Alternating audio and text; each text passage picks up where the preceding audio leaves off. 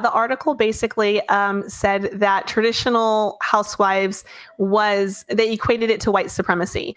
And they used myself as well as a few other girls who kind of hang out in the Twitter trad life sphere as examples of this. And I'd love to walk you through the article, but there wasn't really much to it. I mean, they interviewed a woman who said that, she wanted to marry someone of a same ethnic background as her, and that she had wanted to have children that looked like her so she could pass on her heritage to them and those sorts of things. And then they referenced me as being kind of the one of the people that had started this movement in the Twitter sphere, and that I had dared to say that white people should have babies. And I had made a joke a year and a half ago about something called the White Baby Challenge, which was a tongue-in-cheek way of bringing attention to the declining demographics of the white population of ethnic Europeans all across the world. And that's racist. You're not supposed to say that white people should have babies. And so they used that basically as the whole reason that it was white supremacist. But it really fell flat. If you look at a lot of the comments on Twitter, even a lot of centrists and even left-leaning people kind of read this article and were like, yeah, I don't see the white supremacy, in this.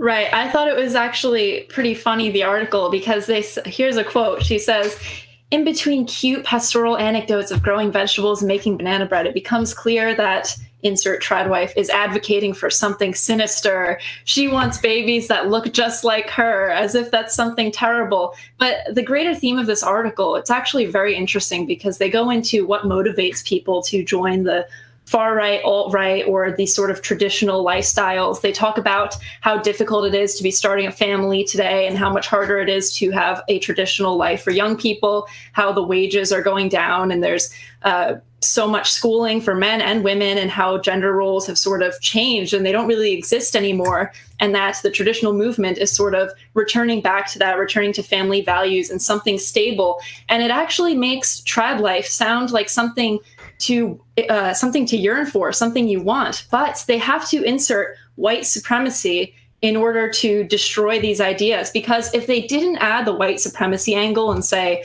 being a housewife is white supremacist, otherwise the article sounds like a really good idea. If I hadn't been in this movement yet and was still a normie or whatever you'd like to say, I'd read that and say, yeah, you know what? I don't want to go to college for my most fertile and young years. I don't want to have to date 10, 20 guys and meet a bunch of people and maybe, make a little bit of money and drink wine with my birth control throughout my 20s and then start having kids at 30 and looking for a husband then. And at that point, your sexual market values decrease and it becomes very difficult.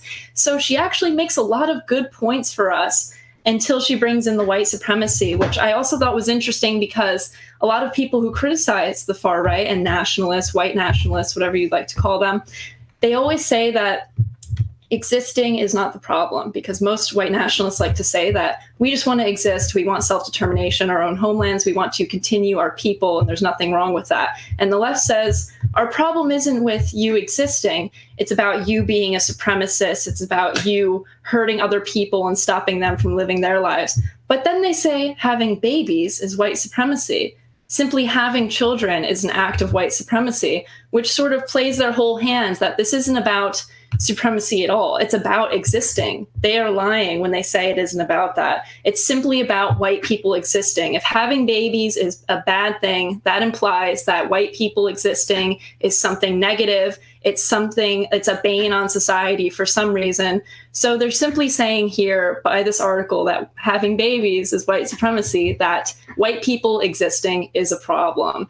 And I think they're doing something actually long-term good for us, because most people read this article, they go watch Ayla, who's really living the trad life, is really a role model for women in the movement, especially who want to be living traditional lives. You have 6 children. That's amazing. That's so great. You're doing God's work.